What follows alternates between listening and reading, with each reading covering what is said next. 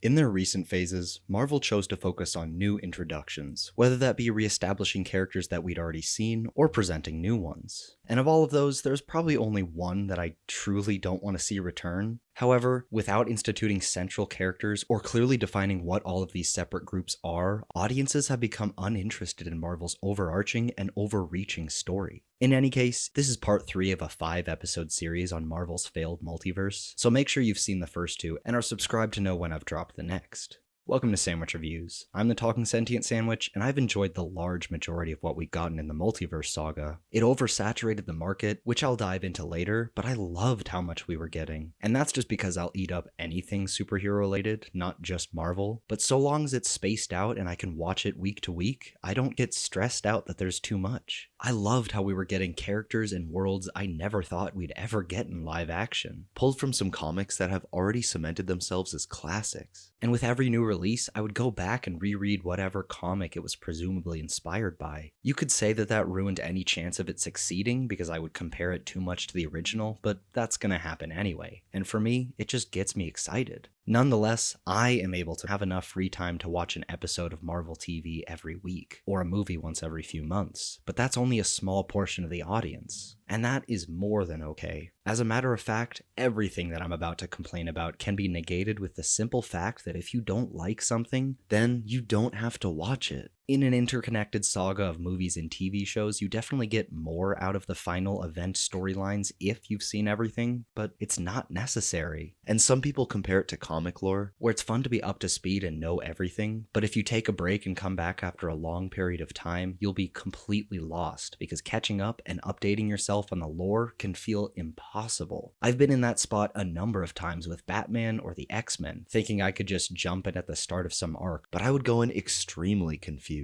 And yet, as much as they're inspired by them, the Avengers movies aren't comics. They're massive tentpole blockbusters. Those storylines might feel inaccessible to most, but that won't be the case. There will be plenty of context. Just think of Infinity War and Endgame. Everyone and their grandma watched those last 2 Avengers movies, and despite a lot of people being well versed into the lore, having seen every single release leading up to that, some people hadn't. It's thought that the Avengers films rely on previous movies, and they do, but they also stand on their own, establishing each different character and personality that the audience might need to know. And that's because a lot of the Avengers movies were people's first time watching something Marvel. They may not be made to be watched like that, but it's still something to keep in mind. So just like the past 2 final Avengers movies, Doomsday and Secret Wars will undeniably be a better experience if you've seen everything. You'll get all the Easter eggs and references, but it's not detrimental if you haven't. Even within the Infinity Saga, Marvel was attempting to adapt comics they love into successful live-action movies, not succeeding every time. And I'm sorry, but I have to bring this up for a second, because a lot of people have been seeing the problem with all these new Marvel projects as forced inclusion and diversity, and that's just ridiculous. Even if you'd want to argue that studio heads are forcing that agenda to pander to different markets, and sure, whatever man, I guess it might make sense for the idiotic studio heads to push that simply to make it possible for as many market sectors to feel more inclined to buy a ticket, but even in that case, the stories themselves are then given to writers, directors, and actors who do care. Those creative minds are the ones who put effort into these projects. And that's the whole reason behind retelling a story. The truth behind all remakes and rehashes are that they are produced so frequently because they make a buttload of cash, but the writers are only going to adapt a previous property if they have a deep connection to it and have something to say. And I mean, I could talk about the necessity of adaptations in general for hours, but ain't nobody got time for that. All that needs to be said about adaptations of previous works is that they shouldn't be one-to-one and should always have something to say. But looking back to Marvel's failed multiverse, it's easy to see how overconfident Marvel had gotten, promising multiple movie-level miniseries and special presentations that would all tie directly into movies releasing around them. And instead of getting that cohesion, so many elements are tossed up in the air, ready for an incredible comic adaptation to be taken advantage of, but never is and might never will be, because the Multiverse Saga is a mess. Just to quickly list them off, there's WandaVision, Falcon and the Winter Soldier, Black Widow, Loki, What If, Shang-Chi, The Eternals, Hawkeye, No Way Home, Moon Knight, Multiverse of Madness, Miss Marvel, Love and Thunder, I Am Groot, She-Hulk, Werewolf by Night, Wakanda Forever, The Guardians Holiday Special, Quantumania, Guardians 3.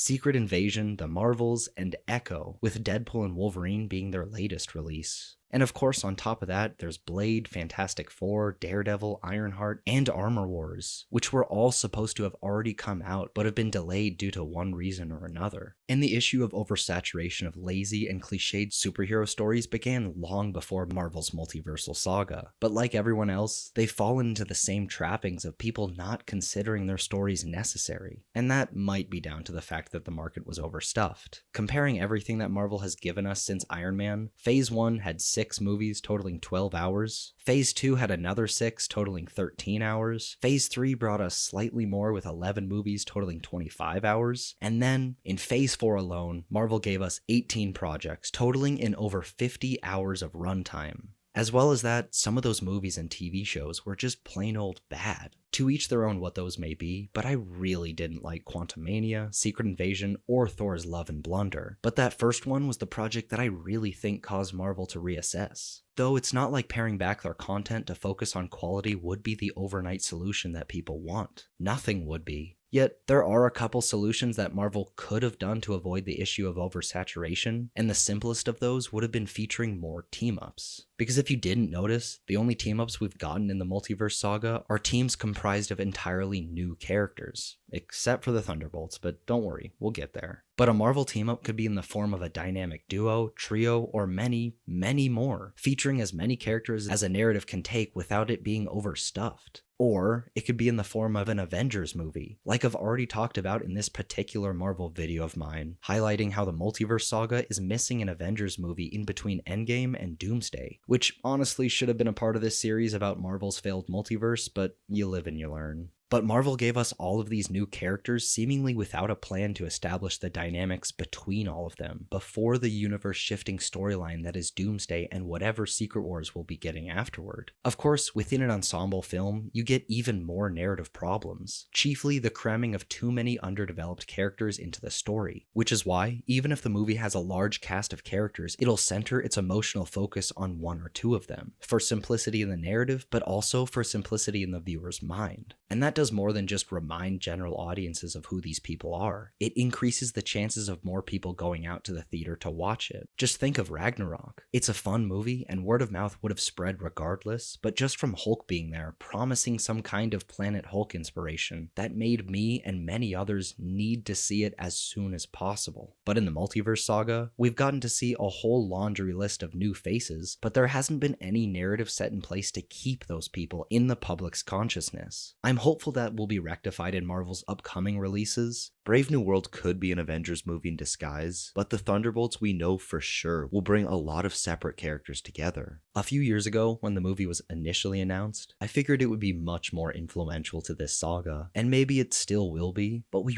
really needed the Thunderbolts as early as the beginning of Phase 4. Though I am looking forward to seeing some Marvel villains coming back, because Marvel has been very bad at having their villains return, with a solid majority of them being used once, then cast aside, ready to be forgotten whenever the next one comes up. Gore, Ghost, and Taskmaster were completely wasted, and Gore's gone, with him having been officially misused. But those last two will be back in the Thunderbolts, giving the writers another chance to get those characters right. The whole team might all just be Captain America or Black Widow clones, but from what we've seen of the action, if you've seen it, it looks spectacular. And each looks to be placed onto the team for a specific reason. And naturally, I'm extremely hopeful that Taskmaster is going to actually be somebody, maybe even with a line or two, though her mask is truly terrible. Perhaps not 100% the quippy version, but I do wish Taskmaster fit the comic version more, or at least the part of the character that trains lower level villains. Her or the Power Broker could have been amazing minor antagonists for all of the street level heroes, but they've been abandoned for years without them ever being capitalized on. And just knowing that there are countless other antagonists that can and should return in some form, I thought having a movie like The Thunderbolts was a brilliant concept. Though I am very puzzled as to why Abomination and Zemo aren't on the team. I bet it will turn out that Zemo is in control of Allegra de Fontaine and is the actual benefactor to the Thunderbolts, with him maybe even having bought Stark Tower and finally answering that abandoned storyline. But that's only my hopes.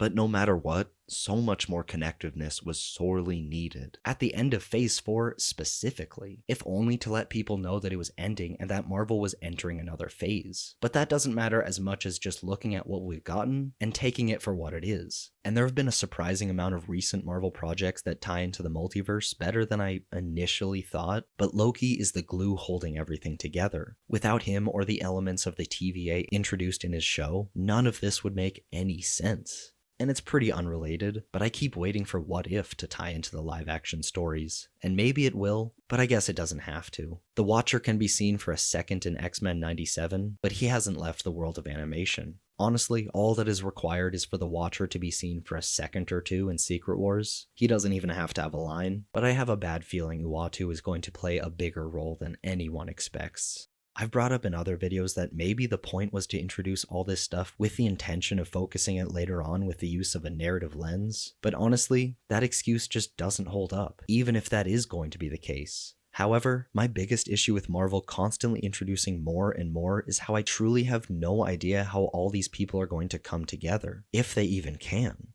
I could see them being whittled down and given a minute each if their universe is being destroyed, but there's too many characters entirely separate from each other, and some of them are going to be left on the cutting room floor, or just not be included at all. And that's all because Marvel hasn't done a good job of clearly delineating who is where and what's what. So everyone's just become confused and uninterested. By the time these characters return, if they ever do, people will have completely forgotten about them. However, it's not a problem of too many characters. It never was. If these separate groups and worlds had been clearly defined, audiences would be more than willing to keep track of these dozens of new faces. And there were plenty of new characters and worlds set up by creative filmmakers that were just never capitalized on. Taking advantage of those storylines could be a team-up, more returning lower-level villains, or just returning lower-level characters in general. If Jimmy Woo was the same type of character as Coulson in Phase 1, this all would have worked for me, no matter how convoluted or stress-inducing. But sadly, Marvel has chosen to use their multiverse as an excuse to include Easter eggs, references, and really nothing else of substance. But I'll save the deep dive for that topic for next week. And as always, thanks for watching. It would mean the world to me with just a simple like, but if you want, subscribe for weekly video essays, reviews, and perhaps even a delicious sandwich.